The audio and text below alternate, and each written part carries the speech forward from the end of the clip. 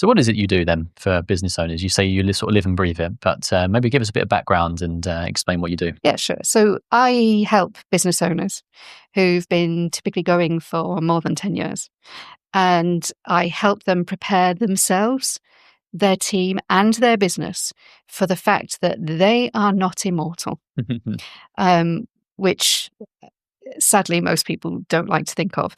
And most people think about selling their business and then they say things to me like, yeah, I'm not ready for that yet. Like, I'll think about it one day. I go, but if you were to be unable to work in your business tomorrow, what would happen to your business?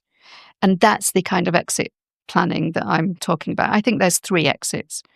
There's getting out of the day-to-day, because frankly, there may be a day where you can't work in the day-to-day.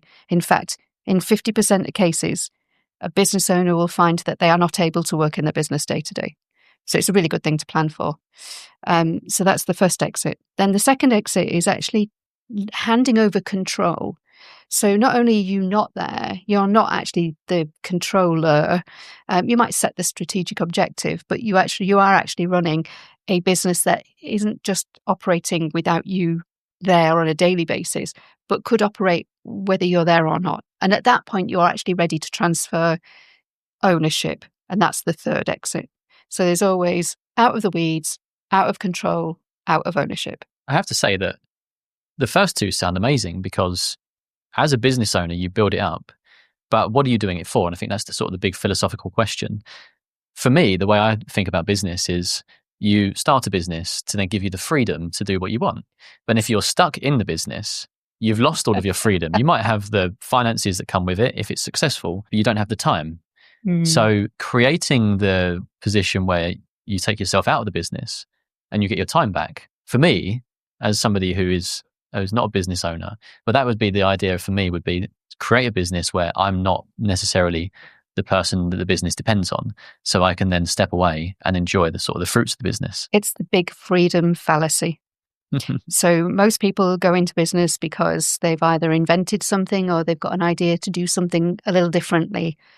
Like, how many people are in a job that might be listening to this that have genuinely thought very frequently, I could do a better job than this. Yeah, a lot. So they take the leap and they think that after a bit of graft, usually, that they'll have the financial freedom and the time freedom. And of course, then there's the location freedom, because if you have the first 2, then you've usually got the third.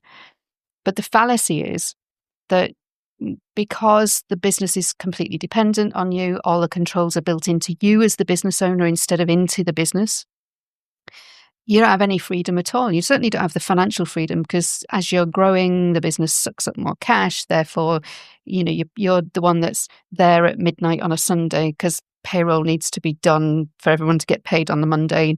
As you're signing the biggest check of the month, you're the one that gets paid last. If you get paid at all. Yeah. I mean, the average business owner in the UK for an SME business, their salary is less than 50,000. So there's this whole fallacy of, if you're a business owner, you're a greedy rich fat cat. I don't know many business owners that are like that. And then so you don't actually really have the financial freedom. And from a time freedom, well, I refer you back to being there at Sunday at midnight doing the payroll, because most business owners are actually doing what I call invisible work. It's not stuff that they'll hand over to anyone else. But equally, it's not, it's stuff that still needs to be done that everybody else just assumes gets done.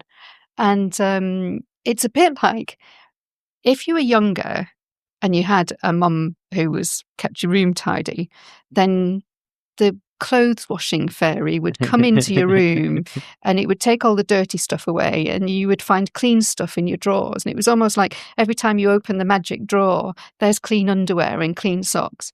And most business owners set themselves up to be the laundry fairy. Yeah. They literally clear up after everyone rather than become a nag, which is what most of them are afraid of.